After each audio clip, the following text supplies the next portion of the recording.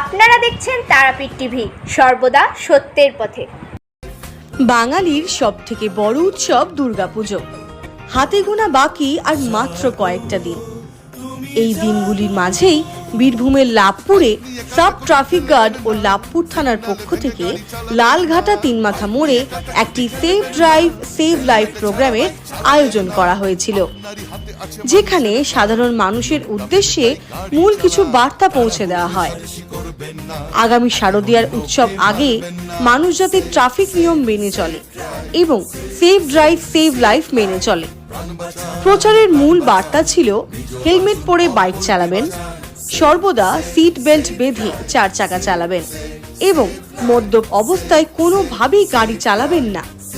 Mobile phone কানে দিয়ে কথা বলতে বলতে গাড়ি চালাবেন না। আপনাদের পথচারী বাইক আরোহী এবং 4 চাকা যারা চলছে তাদের জন্য এই আমাদের বার্তা। আপনারা এটা মেনে চলুন। আগামী শুভেচ্ছা রইল সকলকে লাভপুর থানার পক্ষ থেকে।